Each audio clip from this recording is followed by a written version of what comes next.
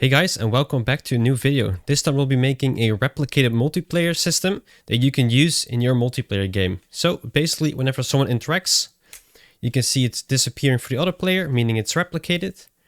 When I swap to the other player and I interact with the object, you can see they disappear on both players. And I'm going to explain you how to do this and how it works. Let's get started. Right, so the first thing I'm going to do is we're going to make a new input action. In this case, I'm going to copy it from jump and name this interact. Then we're going to the IMC default, which is the default that comes with a third person project. We're going to make a new input action. I'm going to search for the interact. The key, I'm only going to use E for this one. Then we can save. Next up, I'm going to my character. Then on this character, I'm going to search for the new input action, which is interact.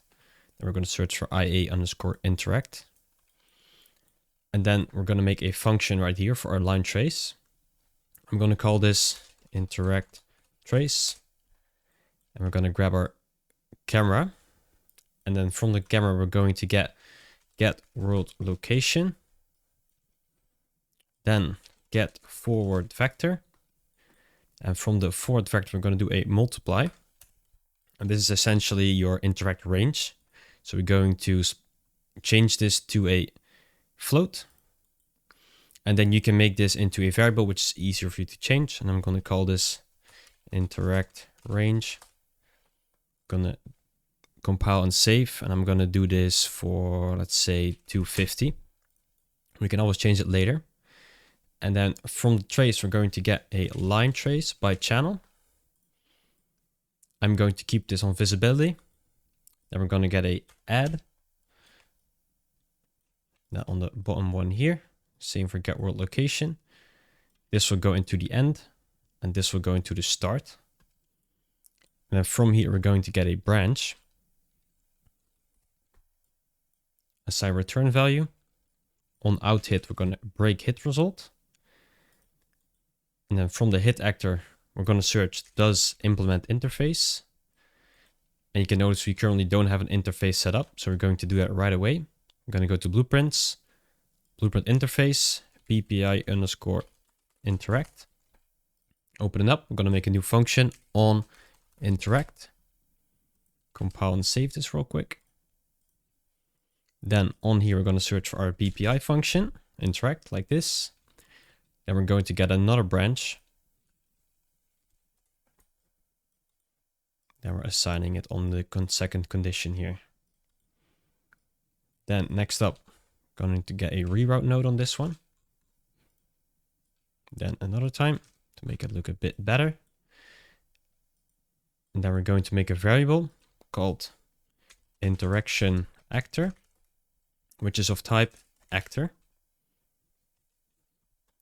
There you go, object reference. And we're going to set it when it's true. Looks like we have the wrong one here, actor.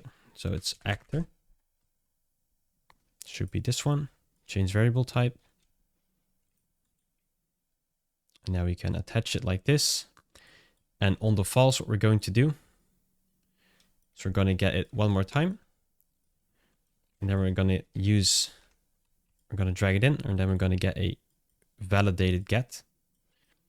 If it's valid, we're going to set it to a invalid reference, so we're going to clear it. And whenever it's true, we're going to get a return node and then attach it on here. And not output get, we're going to name to actor. Then we can compile and save this. And then we're going back to our event graph, drag in the line trace like this. And then from here, we're going to make a new custom event, and we're going to call this SR, which is short for server _interact. Why we're doing this is whenever a client is interacting, he doesn't have ownership of the actor it's interacting with. So what we're going to do whenever you interact, we're going to make a server call that does the interaction for you, meaning you're allowed to do an interaction like that. And I'm going to check reliable. And then also we're going to make a input, and I'm going to call this actor. Also of type actor. And then we're going to call our SR underscore interact and assign our reference here. And on here we can call our interface function called onInteract message. And then attach it like this. And I'm going to comment it out so we know what this does. Interaction.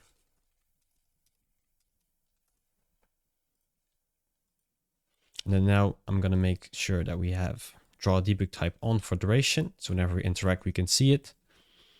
And next up, we're going to make our interaction class, which is actor. And I'm going to call this BP underscore master interaction. So we can make child actors if we need to. Then we're going to class defaults and then search for our BPI function, which is BPI underscore interact. Compile. Now we can call this here, meaning we have our own custom logic. And we're going to add a static mesh. We can call it like this. I'm going to just make a cube by default so we can test it. And then on here, whenever you interact, I want to destroy it. I want to destroy the actor. Okay, so now we can drag in the cube. And then when we make a lizard server, and the number of players will be 2. And then we're going to make it into a pie window. There you go. We have 2 people here. And make it a bit bigger. Oh. So they're nice and aligned.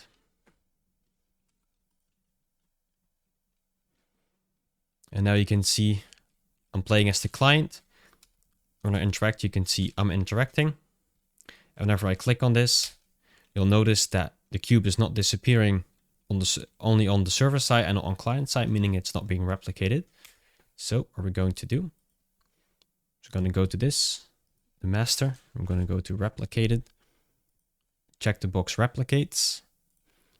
And then whenever we try again,